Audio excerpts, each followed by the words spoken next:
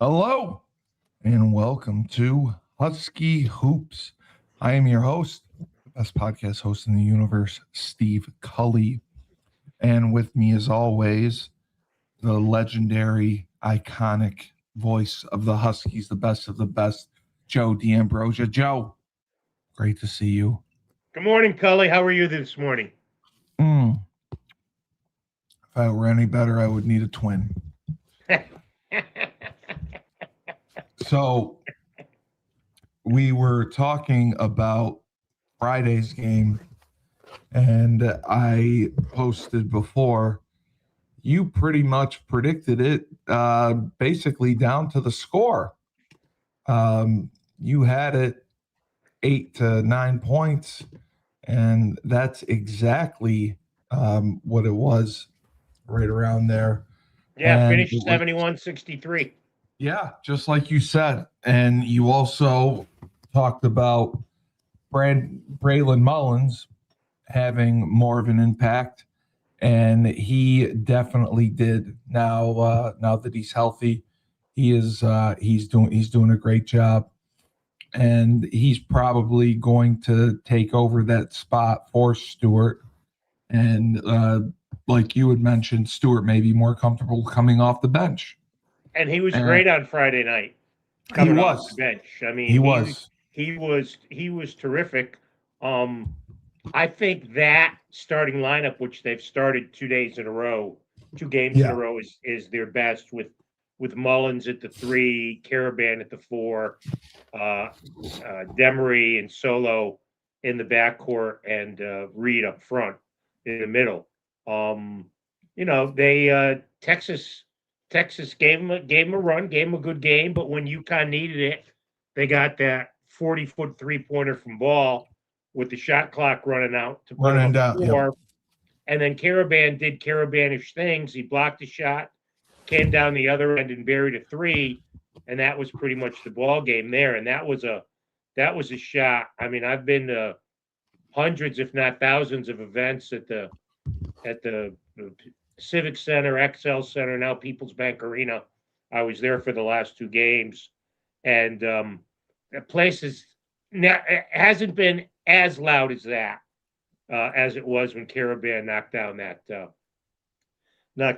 three. So a real good win against the Texas team that I'm not sure how good they are, but is certainly wrapped up that gauntlet of six non-conference tough games that UConn had at 5-1, and they weren't at full strength when they played Arizona, or they might have been 6-0.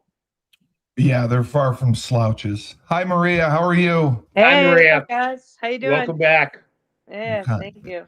UConn women's legend, Western Connecticut State University head coach Maria Conlon. You can She, add a professional funeral and wake goer to yeah, my. from last Yeah, year. tough times. Oh, Sorry cow, about that. man! Every day, it's crazy. Well, hopefully you don't have to go anymore for a while. Yeah, that'd be nice, Please. right? Yeah, Yeah. really. Did you guys have any games last week? No, we're off You're until off now, right? Yeah. we go to Puerto Rico, so which is good. Did you get a chance to check out the Texas game, and what were your thoughts? Yeah, I thought we looked good. I was, I think I just heard Joe say this towards the end there, but I don't know. I thought Texas was going to be better. Yeah.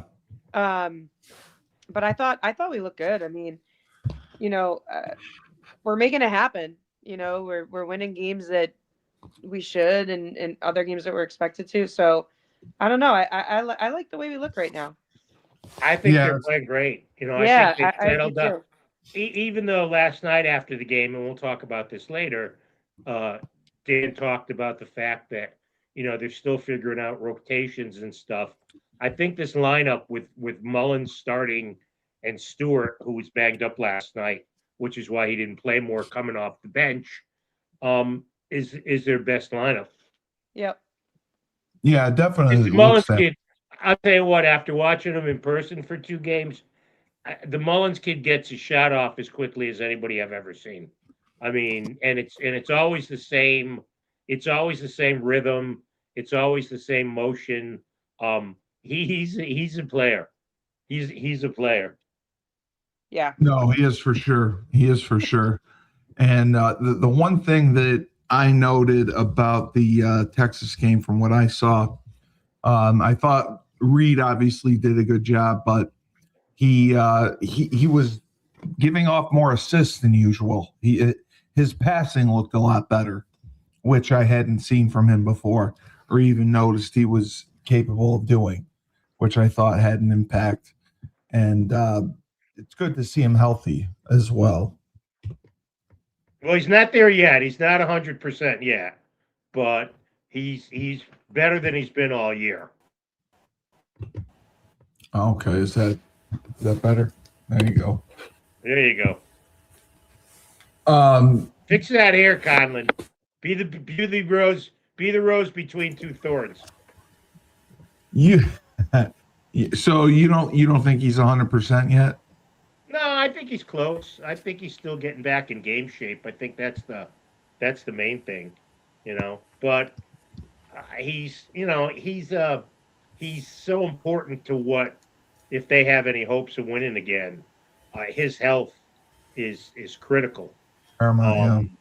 You know, and the last couple of games he's played better. So, you know, I would think coming back, you know, they got one game left, and then when they come back on New Year's Eve in Cincinnati, hopefully he's 100% by then when they, you know, get into the crux of the Big East schedule. What did you think of Malachi Smith off the bench? Much better than Demery in that game, I'll tell you that.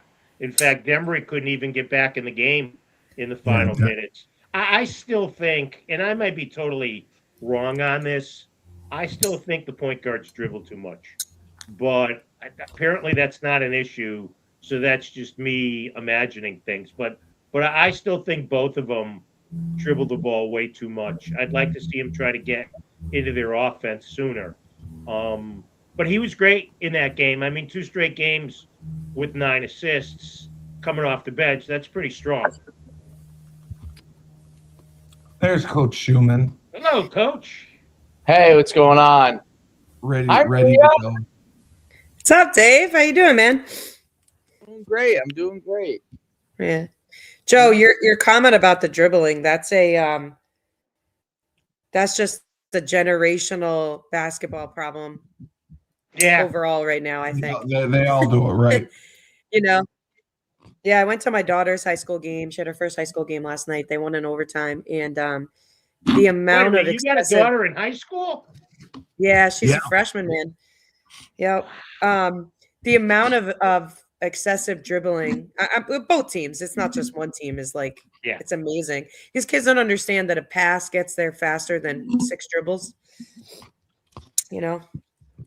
No, they like to look cool.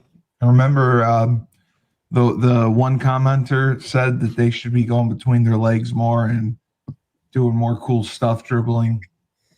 They got a lot in their bag. Yeah. That's the thing, right? More tools in their tool belt. Yeah. I thought that was hilarious. Back in the day, just a nice hard jab and a crossover was good enough, but you know, it's not like that anymore. Dave, what did you think of the Texas game?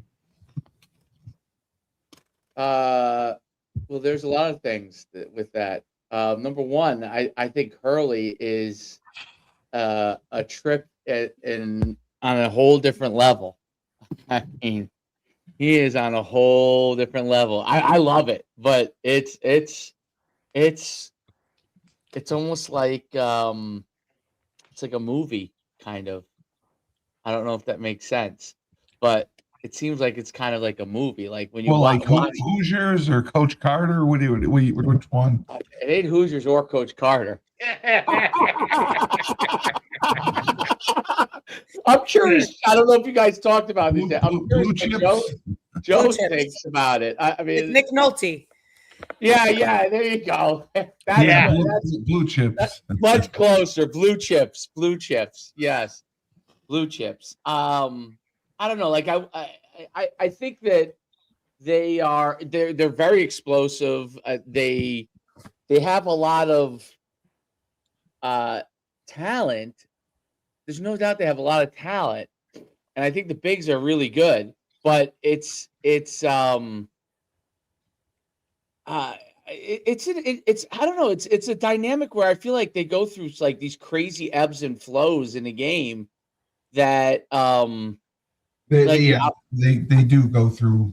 They look like they're like this phenomenal team, and then they'll drop off. Yeah, I mean, Yeah. I don't know what to exactly make of it, you know. But obviously, he talked about it last night, Shu. It's interesting that you bring it up because after the game, he talked about it and said one of the things that this team lacks is the killer instinct. Yeah. You know, they had DePaul, they had a chance to step on their throat last night and let them hang around. And that's something that he says they need to get better at. So your ebbs and flows comment is 100% correct. They just don't step on teams' necks the way good teams do or great teams do. They're a very good team. They're not great yet, but they don't finish games off where it doesn't go. Remember, Maria, in your day when the women got up by 20 and before you knew it would be 35. I mean, this team doesn't have that yet. No, Demery, like I think he's a fantastic. Like he has the ability to be a fantastic defensive player. A little bit like completely erratic, I think, on offense. That's an understatement. Yeah, like what he scored? He scored 2 against Texas, maybe. No, Texas. He had. Hold on, I got my. I've done homework for this show. I thought he had 2. Yeah, he had 2 against Texas, and then last night he was 1 for 8. He had 2 last night as well, but he had 11 assists last night. Right. Played a terrific floor game, and Hurley raved about his defense afterwards. Yes, his defense is phenomenal. Like he's an explosive, like he's like super twitchy guy. Yeah, as Hurley said last night, he's turned him from the quote dog shit defensive team they were last year to a championship caliber defensive team this year. By the way, that keeps Hurley's streak alive of swearing in post-game press conferences to 51 games. I didn't see that one. I got to find that. That's great. That's a great line. Yeah. Oh my God. And when he loses it, when he lost it on, I think it was the official in the Texas game. That's already gone viral. Like he just, I think it was, I don't know how you say it, if it's Reby or Ryby, but like when he got the foul or whatever, he did not agree with. Well, he pulled a move last night I've never seen before. He took his glasses and actually threw them off. He was so pissed off at some point. He got that from my favorite TikTok guy. Oh, I didn't know that. But he hasn't gotten a technical this year. My favorite TikTok guy, after he eats something he really likes, he takes his glasses. He's got like 5 million followers, and he fires them after he eats a food that he really likes. I think he's stealing it from guys all over social media. Some of his stuff. He's got to come up with new goodies. So he took the glasses and just shot them, just threw them. Yeah, well, he just took them off his head and like threw them like that, and they ended up right at the corner of the bench where Kamani Young was sitting. So I would have thrown them at someone, but that's funny to hear. That's funny to hear. Exactly. But I mean, that was the Texas game was a big win on the road. They finished their non-conference schedule. No, the Texas win was home, Stevie. Oh, it was home? Yes. That's why I was there. I didn't go to Austin. Oh, okay. I thought you were was it Gamble or was it at the last 2 games have been at Connecticut's most famous arena, which is my new name, as opposed to the world's most famous arena. I'm now calling Hartford Connecticut's most famous arena. Right. The X Center or whatever it is, or the People's Bank Arena. The People's Bank. Okay. Oh, that's People's Bank bought it. That's right. We talked. That's why they bought the naming rights. Yeah. But 10-1 non-conference schedule. That is impressive. That is better than last year. What were your? what were your thoughts, Joe, overall on the non-conference schedule that they played, and Oh, it was, and how it they was the did? toughest. It was the It was toughest tough, right? non-conference schedule I think they've played, and they much like as I know we're talking about this with Maria with the women, but you have to because the Big East is such the quote Yeah. coach early dog shit. Yeah. Maria, what did you think about the non-conference schedule and going 10-1, finishing it out? Yeah. I mean, I think Joe is spot on. I think it's, I think they scheduled the right conferences and a lot of the right teams this year. So, knowing that you're going into the Big East, which is dismal at best, they got some great wins to put on their resume when March rolls around. And I think now they've seen a bunch of different styles of teams too. One of the problems if you don't schedule the right conferences and the right people in your out of conference games is that when you see those teams in March, you're not prepared at all.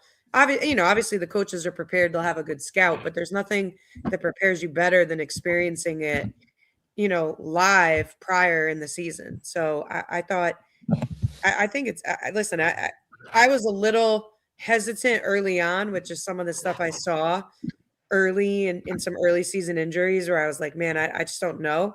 I mean, I think they easily could have gone like 6-4 and they didn't. So kudos to them. Great out of conference schedule, and they took care of business. Yeah. Dave, what were your thoughts? And I think Caravan's playing much, much better, and he looks more comfortable out there. He doesn't look hesitant at all. He Well, he looks doesn't have like to be the he's really go-to guy taking- now. You got Mullins He back. doesn't, right? Exactly. I think we've said this. I mean, He's not the guy. He's the guy that supports the guy, right? Like that's what he's always been. He's really, really good It's at that. when he's at his best, Maria. Absolutely. Yeah.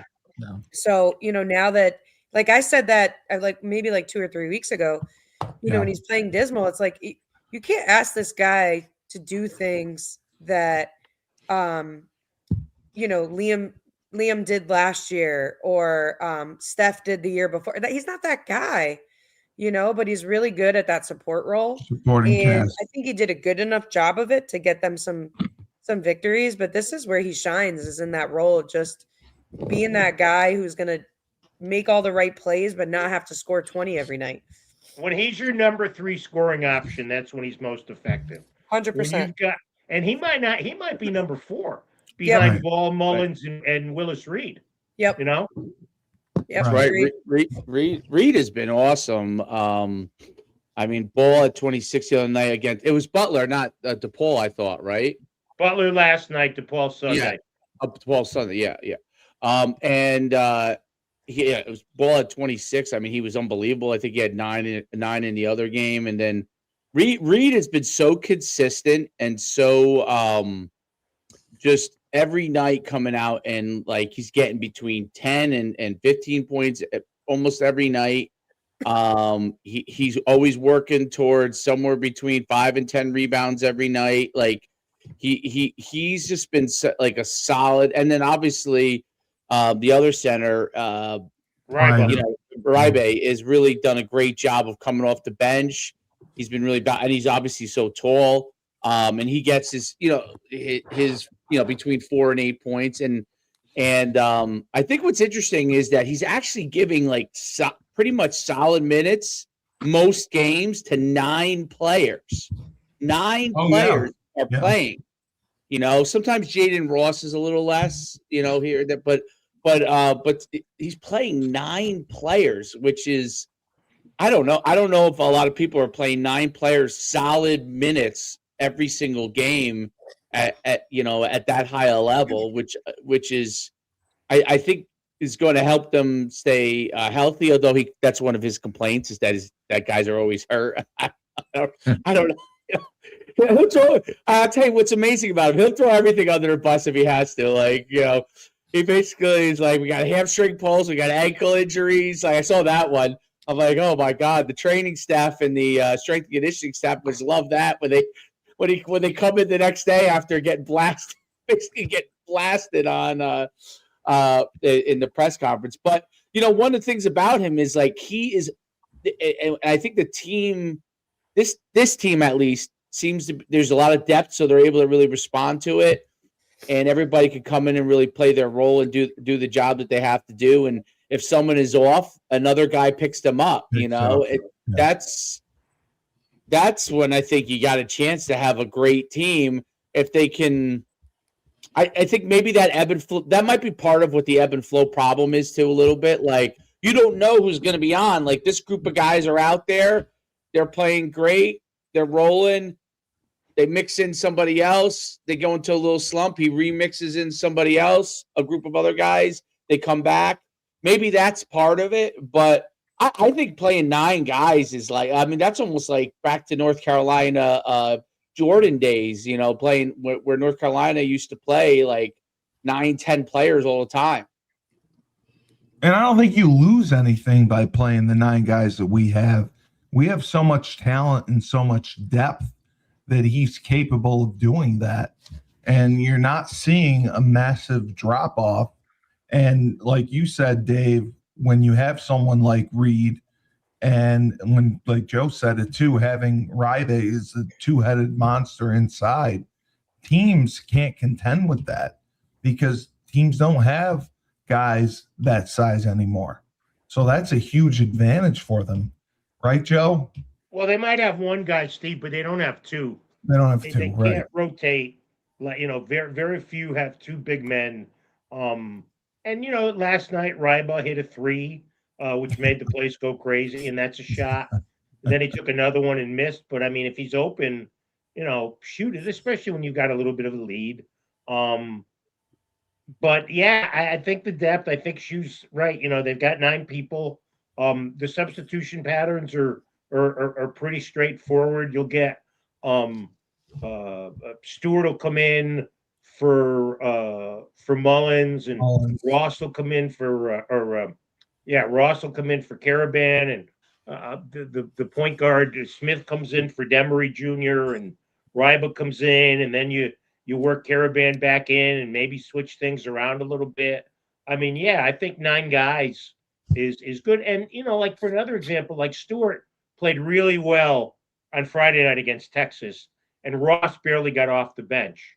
And Hurley talked about this last night because Ross was the player of the game last night. I don't give a rat's ass about Ball's 26 points. I do. I'm just saying that the player of the game was Jaden Ross because he electrified that place in the second half. He had some dunks that were, all-star game dunk contest worthy, and provided them with an energy. So when you've got 2 guys who can come in off the bench and kind of fill for one another, that's another thing that most teams don't have. That's something the coaches die for.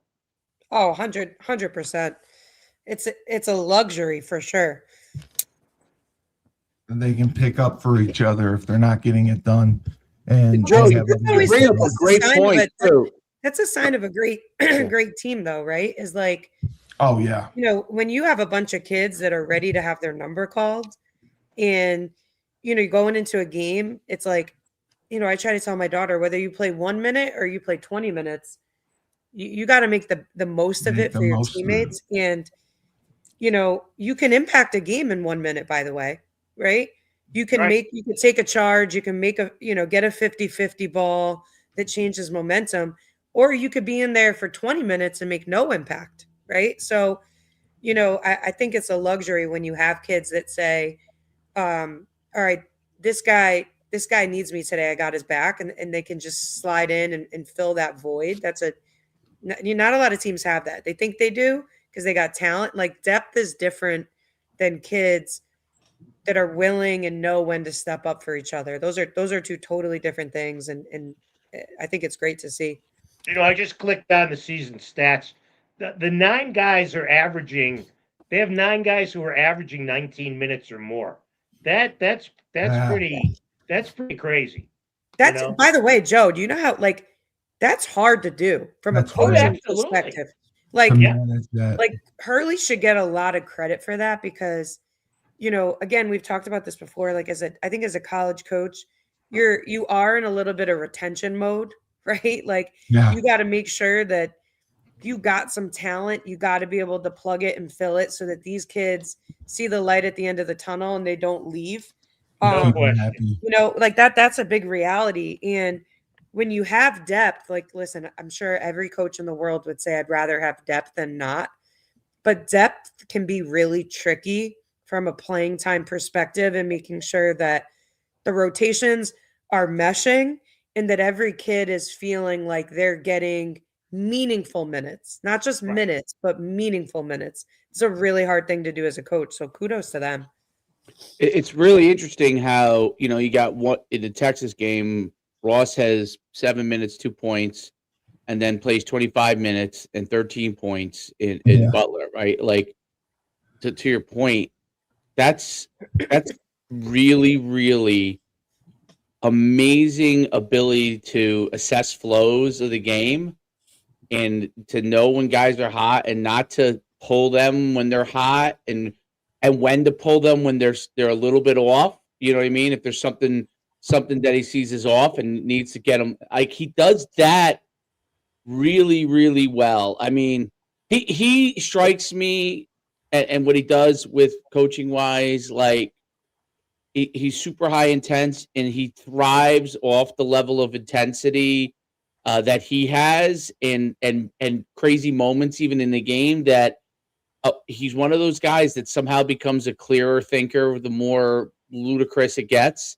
versus a lot of guys when they lose their mind, literally when they start to get highly intense, like a lot of coaches struggle with that. They actually make very bad decisions when they get Right. overly emotional. They make decisions He based is on one these. of the rare people that it's almost like it gives him a level of clarity. Well, and I think another thing, and Maria can speak on this better than we can because That's a Jersey thing, by the way. she's actually a coach. You also have to rely on your staff, and he's had Kamani with him since he's been here. Luke's been here for 5-6 years now. Mike Nardi's come in his first year. They've got Tom Moore, who's the GM, sitting right by the bench. Yeah. So I think a lot of that, your staff helps you with that, right, Maria? Oh yeah. Yeah. I mean, at that level, it's so fast that they're probably a little bit more intertwined than like my staff needs to be. And I'm a little psychotic. I don't like giving up control in certain areas, but yes, I mean, listen, two of his coaches could be phenomenal head coaches at any top Right. program out there. So that's a feather in his cap. Because Kamari and Luke, these are top level guys Right. that are taking a back seat. So, But yeah, they're paid like top level guys, and that's important to know. yeah, but they're still only making like a fourth of what Hurley makes. But Well, yeah. but yeah, I mean, I think I've said this from the beginning. I think Hurley's Hurley. He's the the three-headed monster. He's the one that's going to take all the slack in the media and then also get all the credit. But if they don't have those few assistants doing what they do on a daily basis, this would be a totally different program. Yep. No, I agree. And looking at the Big East, I mean, other than St. John's, they're going to roll through it. I mean, they look so good right now. And as Maria says, as long as they stay healthy, they are going to be very, very challenging and very difficult to beat, especially being able to go 9 deep. Wouldn't you say, Joe? Well, you're going to get it. I think I've said this earlier, Steve. If you go 16-4 in the Big East, I think that's really good because I think you're gonna have a game where the other team shoots lights out. You're gonna have a game where the officials, and UConn fans think this happens every game, and it's not true. But you're gonna have the game where the officials are a factor, and you're gonna have a game where you just don't play well. But I mean, on the whole, they're just so much better than everybody in the I mean, not so much better than St. John's. St. John's is really good. Don't get me wrong, but when we're talking about Seton Hall and Providence and those teams, Creighton and Marquette aren't very good. At some point, Shaka Smart's got to embrace the transfer portal, or he'll be out looking for a job. I mean, he's like Dabo Sweeney, doesn't believe in the portal. Well, look how that's worked out for Clemson football the last couple of years. It's going to start taking its toll on Marquette basketball. But yeah, I would think 16-3 or 16-4, 17-3. That's realistic expectations. And especially, I mean, they have 11 wins already. Yeah, which but that's not. I mean, but we're talking Big East. I know, but overall, 11 wins already. Isn't that impressive? Oh my God! Yes, of course it is. Yeah, Yeah. absolutely. And You if know? they do go 16-4 in the Big East, wow. I mean, that's it's going to look great for them, and that So I should give just them looked the up. number one Kamani seed. makes $857,000 a year for an assistant. That's Wow, pretty good. Luke makes 540. So those are they're compensated, and plus I'm sure they've got bonuses for how they do, and how the team how the team plays in the tournament and stuff. But no, you're right. You're right. I mean, I'm sure their contracts are incentive laden for sure, and I'm shocked there's that much of a gap between Kamari and Luke. well, Luke's only been here 5 years. Kamani's been here since the start of the early era. So yeah. Still, right. 300 grand is a lot of money. yeah, that's true. That's true. But yeah, not that I think Luke is hurting for money at all, but yeah, I don't know. But again, like you go and you take a head job out in the SEC or the Big 12, that number for both of those guys is doubled or tripled. Yeah. So, but listen, it's like, I mean, you look at on the women's side, and we haven't gotten to them yet, but like, Chris Daly is probably one of the highest paid assistant coaches, associate head coach, whatever in the country, but she's not sniffing when he sniffs. No, not at all. Whereas if she left and she went somewhere else, she would. But to that point, like I'm also always a big believer in that not everybody's meant to be a head coach. Head coach sounds great, but let me just tell you something. No. It is, even at my level, it is a freaking grind. And everything good is your fault. Everything bad is your fault. There's a lot more that goes into it than we just see out on the court in X's and O's. So, some people just like kind of just, again, not having to be the guy. They're like the Alex Caravan of the coaching staff, So, Maria, the women had one game against USC, and you called it that they were going to win big, and they definitely came out and had a great showing. Well, actually, the scary part is I actually didn't think they played well at all. And they still won by what, over 30 points, I think. Yeah, it was the first time where I watched the game and I was like, 51. wow, Sarah Strong's not like Sarah Strong today. Did you see that, Joe? It was like the first she was a little out of sync. I mean, listen, I don't think it matters. She still did all the other things that we needed her to do, but it was the first time where I was like, okay. I guess she is allowed to have like a human game. A down game, yeah. And the fact is that she was, as you said so accurately, MC, she didn't play great. She played like a normal player, and they still beat the crap out of them. So, and they had been playing, USC had been playing pretty well, but the two styles just, the way UConn plays, they took the freshman kid out of the game for USC. And, Blanca, it was the first time I've really watched Blanca. Boy, what a disruptive force she is on the defensive end. Oh, my God. You know what they're doing a lot of this year, and I saw them do it in pockets last year that I think is really smart is, when KK's in and they got some of these kids that can really pressure the ball full court, they're like denying the point guard, right? So they're denying the other team's go-to person to be able to get into their offense, and they're doing it 90 feet.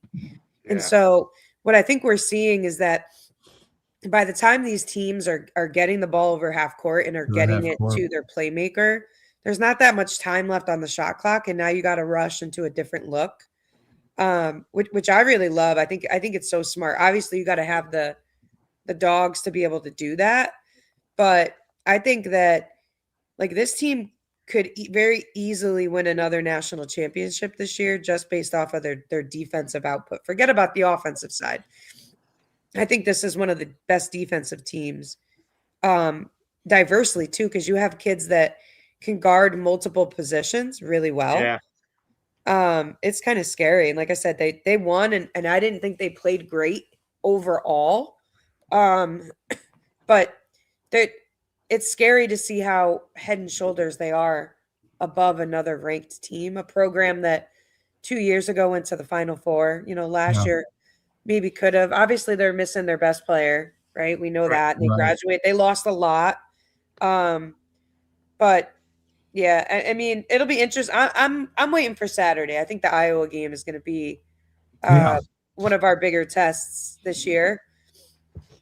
Because I think they're smart. I think they're savvy. I think they'll make us play defense for long periods of a time. And I think they're a solid defensive team. So we'll see. And you said it was a difference of styles, a big difference of styles of play as well, right? Between Iowa and us? Yeah. Oh, yeah.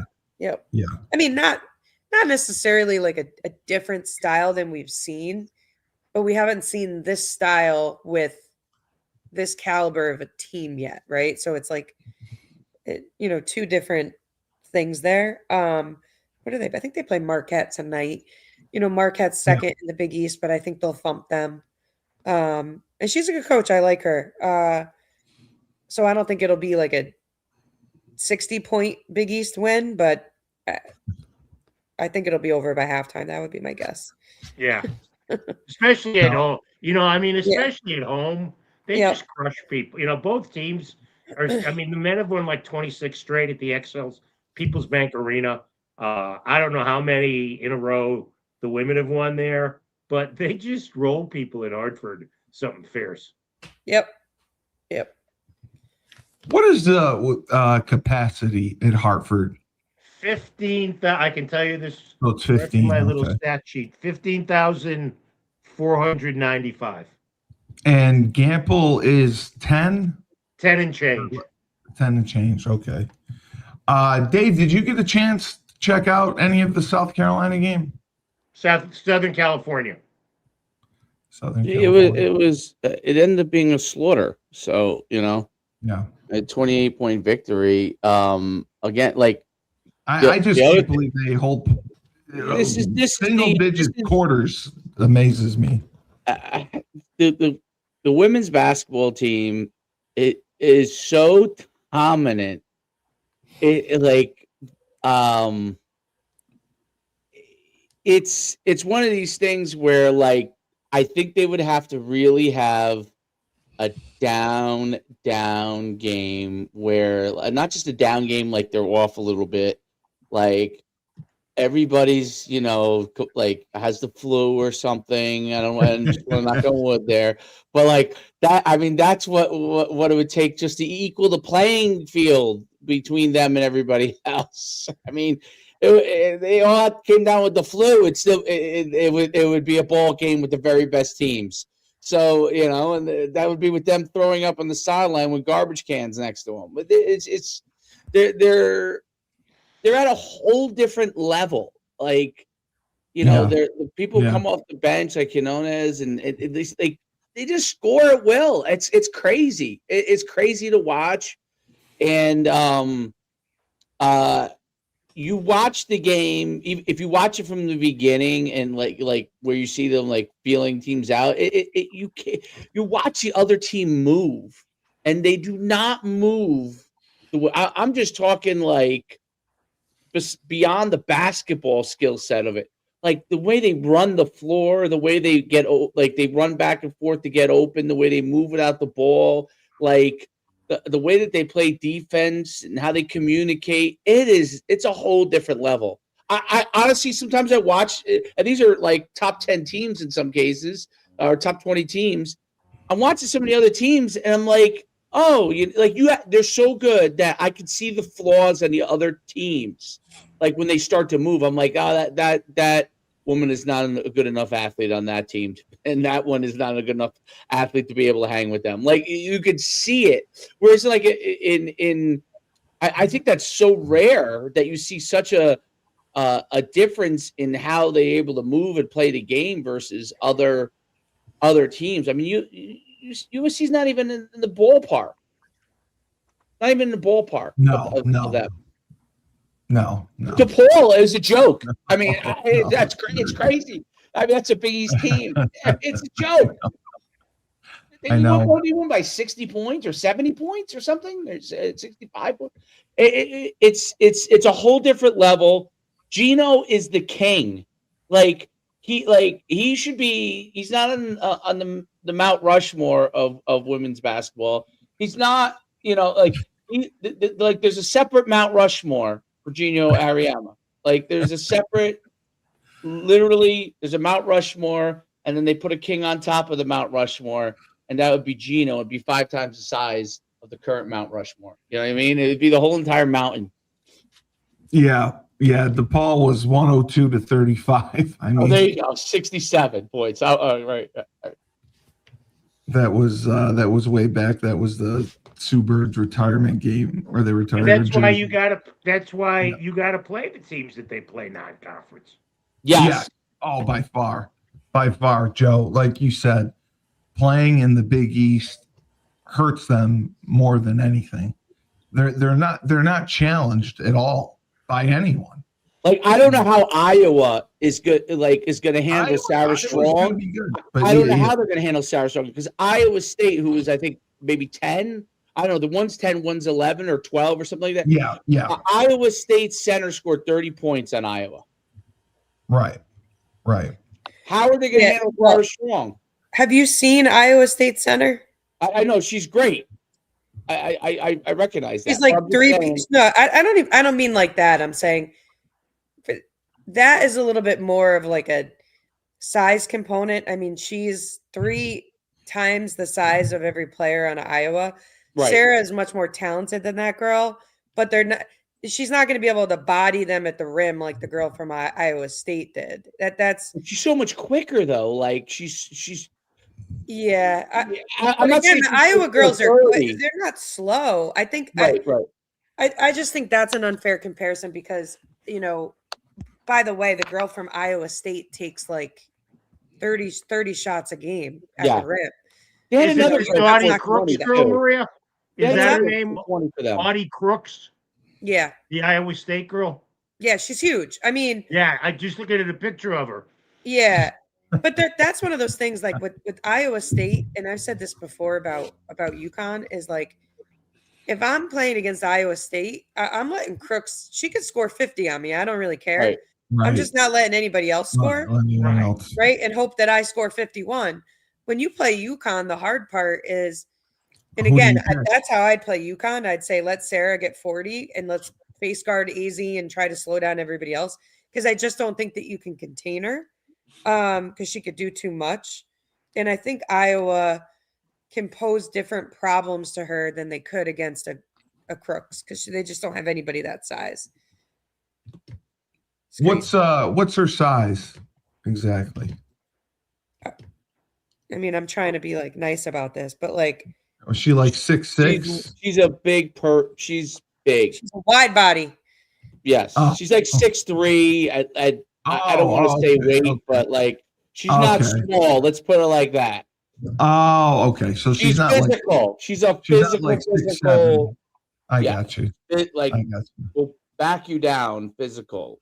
Picture a lineman, a senior in high school lineman playing against a 6th grade middle school team.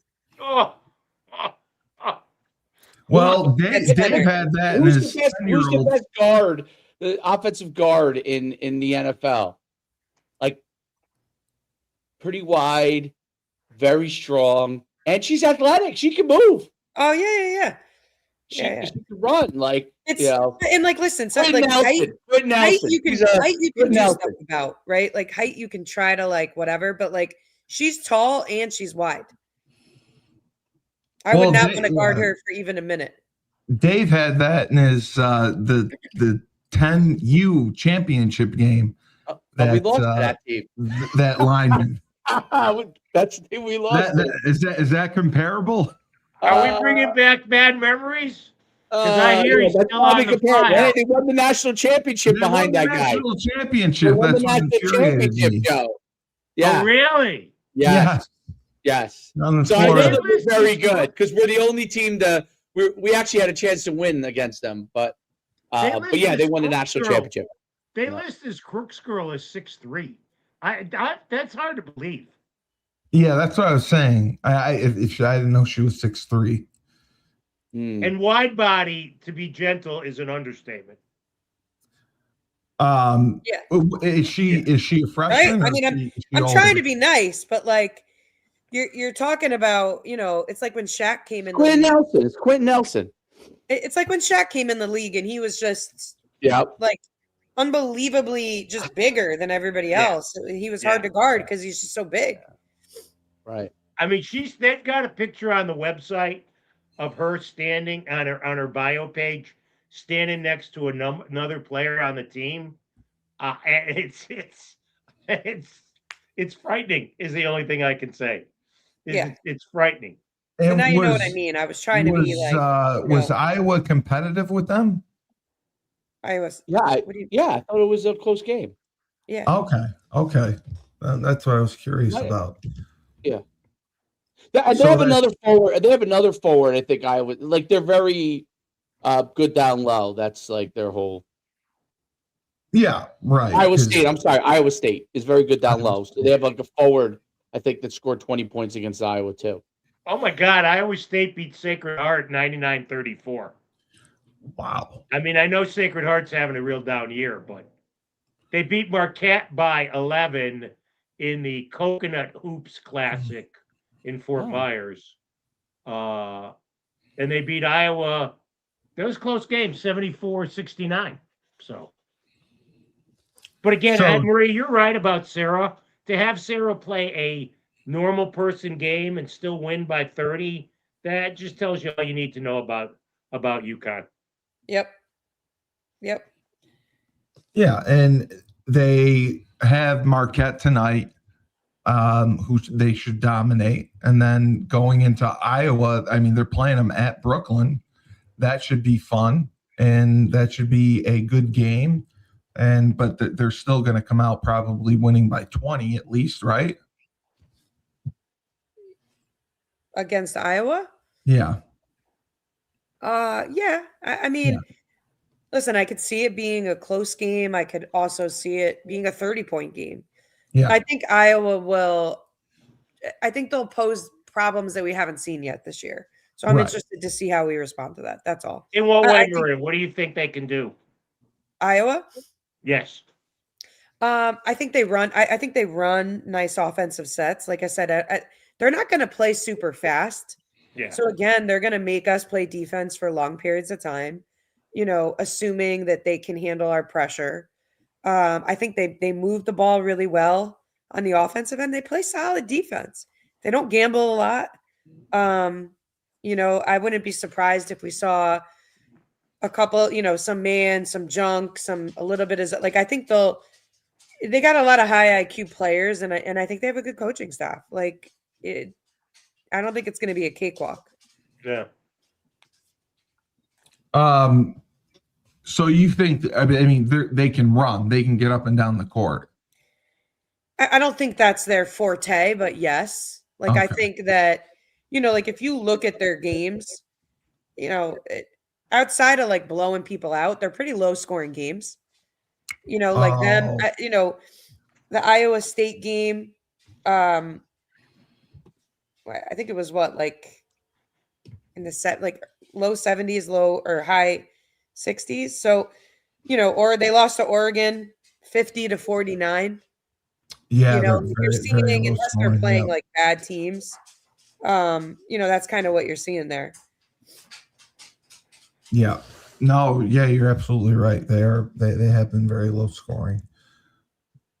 Yeah, 74-69 versus Iowa State. But it's interesting that they're playing in Brooklyn. That's gonna be fun to see. I can't wait to see that one. But after that, I mean, Marquette tonight, that should be easy. And then Iowa, they will be competitive against. But like you said, it could be a low score. It could be a 5-point game. It could be a 30-point game. And depending on how we play. Joe, what do you think for that? I don't think they're beating Iowa by 30. I'll be honest with No. you. No, you think it'll be closer? I think if you beat them by 15, that's a big one. I mean, that's a sizable win. Because look, I mean, they're 11th ranked or 10th ranked, whatever they are nationally, and they can play, and they've got a good coach, and it's on a neutral floor. It's not in Gamble or the Connecticut's most famous arena. So I just think that I think if you win that game by 15 points, that's a good way to go into your break. Yeah. They've also like outside of, when they're playing against the better teams, as I'm looking at their schedule now, yeah, they're low scoring games. Like they played number 15 Yeah. Baylor. The final is 57-52. So they're doing something right on the defensive end. So again, I don't think it's going to be as easy as we've seen. And honestly, they've won a couple of close games, which Yeah. I always say the one thing that I always hate about us and our schedule is that sometimes we get to postseason and we don't have the tight game experience because we've been blowing everybody out all year. I think there's something to be said for teams that have been in a bunch of close games and still win.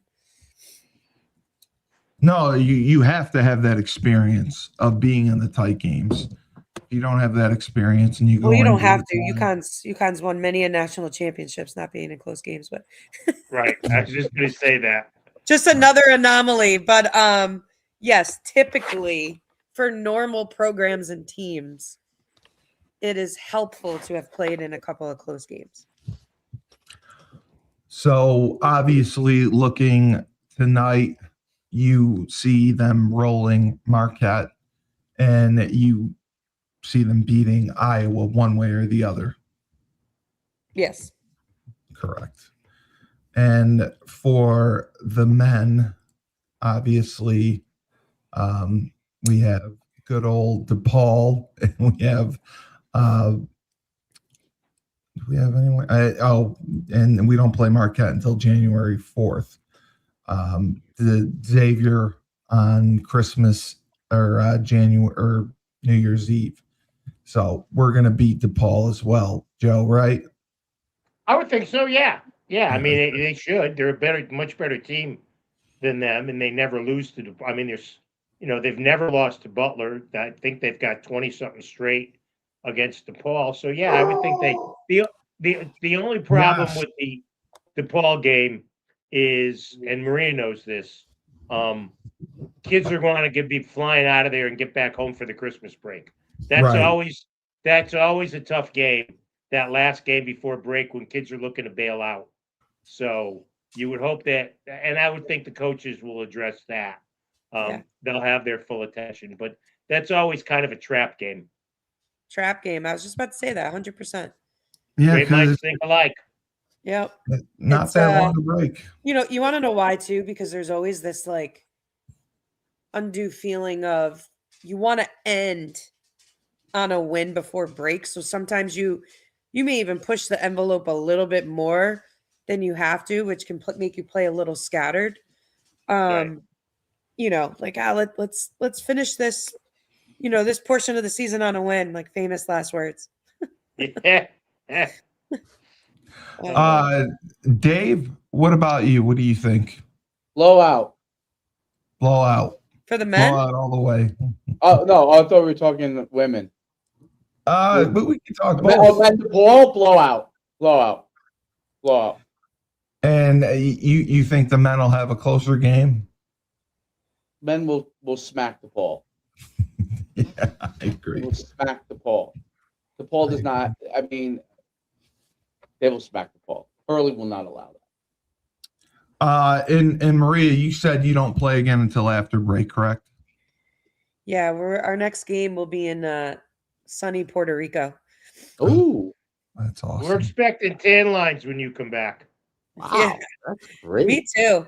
It's funny. I might actually hit the tanning bed once or twice before I go, so I don't. You gotta have a little Good glow. thing for you fair skin types. Yeah, us guineas don't have to do that, but yeah. Well, I'm half Italian, but I always burn once a year, like that first good burn, and then I tan after that. But I don't want my first burn of the year to be in December. So Yeah, you I gotta have remember when we remember. You remember when we played? I was doing your games then. We played out in Honolulu.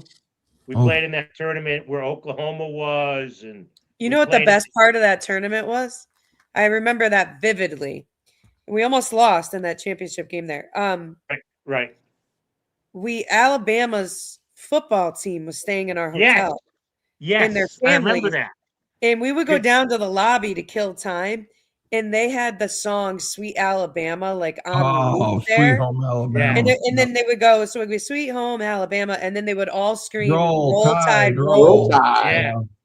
Yeah. It was awesome. I remember that trip because obviously you got to get out there early because of the time difference and all that. And the day before the first game, figuring, oh, I'm Italian, I sit at the beach all the time. I sat out at the pool too long. Oh my word. And I remember Tarasi killing me because I had worn my sunglasses. And the first time she saw me after that, she goes, nice racing stripes. Yeah. Because I had the sunglass stripes on my face. Yeah. I remember that Alabama was there because Eli Gold was their legendary radio play-by-play guy, and we had never met. And we sat in the pool drinking like Mai Tais for 45 minutes. Yeah. And Yeah. I posted a thing a picture together, and somebody said, "Are you negotiating a game between UConn and Alabama?" And I said, "No." No. All right. Speaking of football, before we wrap this up, and I want Maria to jump on this, we're going to do predictions on all the college playoff games. All right. So we got 4 this week. Here's the Friday night game, and we're going to pick by the spread. Alabama on the road is a 1.5 favorite against Oklahoma. Conlon, who do you like? Oklahoma. Cully? Alabama. Schumann? Alabama. I'm going to go Alabama. I like it. I like being the odd person out. Miami, Boomer usually Sooner. I'm the odd person. Saturday, Texas A&M at home, 3.5-point favorite over Miami. Texas A&M. Cully? A&M. Shu?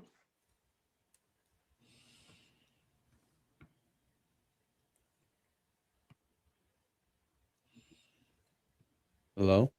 Yeah, do you have a pick? Texas A&M. I said A&M. A&M. All right, I'm going to be the oddball here. I'm going the Canes. I'm going criminals against or whatever that was. I hope so. All right, now these two games, I think we'll all agree on.